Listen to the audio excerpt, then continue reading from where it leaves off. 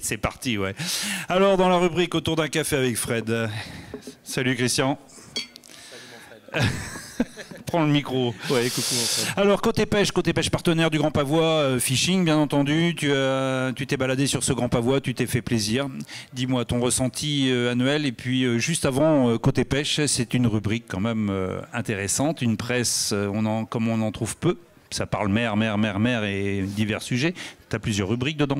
Oui, merci Fred. Ben oui, ça fait colle-toi le micro, quelques jours tu peux écrire, mais pas à parler. Quelques jours qu'on est arrivé donc au Grand Pavois, c'est toujours un grand plaisir de retrouver tout le monde, les copains, les amis. Donc ça c'est chouette. En plus cette année une belle édition, il fait super beau. J'ai l'impression de me sentir un peu à la maison. T'étais pas là le premier jour où il faisait froid, toi. J'ai mis la veste aujourd'hui, c'est la première fois d'ailleurs. Ouais. Et d'ailleurs à Toulon, je l'avais pas encore sorti, hein, pour info. Donc côté pêche. Vas-y, dis-moi quelques...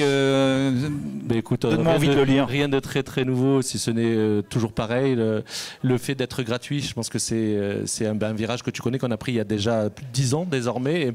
Et c'est quelque chose qui fonctionne plutôt bien.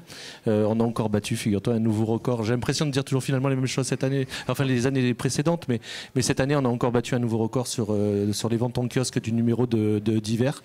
C'était vraiment une belle surprise et on en est très fiers. Ouais. C'est bien parce que on sait que la presse écrite et papier, c'est moins évident aujourd'hui avec le net, mais bon. Et disons que en tout cas le vrai plus produit, c'est d'avoir un magazine à la fois en vente en kiosque et d'être complètement gratuit sur les supports numériques. Et c'est ça qui est assez, aussi bien sur l'appli que sur le site. Ouais.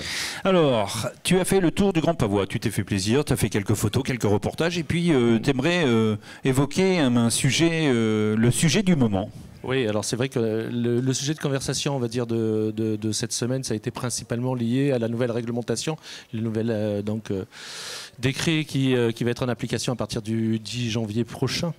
Et c'est vrai que c'est quelque chose auquel, finalement, les tendances sont pas très rassurantes, j'ai envie de dire, beaucoup sont plutôt contre. Et moi, je suis plutôt pour, en fait. Ouais. Et alors, ce sera le sujet d'ailleurs de notre prochain édito et d'un article dans le prochain Côté Pêche du mois de décembre. Parce que finalement, je pense que ça peut être dans notre intérêt à tous, dans la mesure où ça ne devienne pas trop intrusif ou que ce soit assez simple à mettre en œuvre. Voilà. C'est un décret concernant effectivement la déclaration des poissons. Oui, c'est ça. Un pêcheur de loisirs lambda doit déclarer tous les poissons qu'il a pris à bord. Parce que alors pas tous les poissons. Enfin pas tous les poissons. Espèces. Voilà, le lieu jaune pour les citer rapidement, le lieu jaune, le bar, le thon, la dorade coryphène, étonnamment d'ailleurs, et la dorade rose. Voilà. Alors en fait, si tu veux, là où moi je suis plutôt pour tout te dire, c'est que il y a pas si longtemps, d'ailleurs, si on regarde au niveau de la plongée sous-marine, quand on était un chasseur sous-marin, il fallait aller en préfecture maritime de sa région pour déclarer donc qu'on allait pratiquer la chasse sous-marine. Il nous demandait de fournir une assurance en responsabilité civile et il nous faisait lire un texte de loi nous présentant les réglementations en vigueur de la région où on pêchait, avec pourquoi pas les nombres d'oursins autorisés, ce genre de choses. Et on signait un papier et on nous remettait un numéro d'immatriculation que lorsqu'on était contrôlé en mer, on présentait ce numéro d'immatriculation et c'était très bien. Ça, c'est quelque chose qui se faisait il y a quand même très longtemps. C'est vrai. Alors que finalement, aujourd'hui, dans la pêche, les chiffres que l'on a, les organismes qui font, qui on va dire recensent un petit peu le poids de la pêche de loisirs en France, me semble avoir des chiffres qui sont souvent erronés ou tout au moins peut-être pas très bien fiables, enfin très fiables. Donc l'idée, ça serait peut-être que grâce à ça, enfin, on puisse savoir véritablement combien on est de pêcheurs, qu'est-ce que représente la pêche de loisirs en France.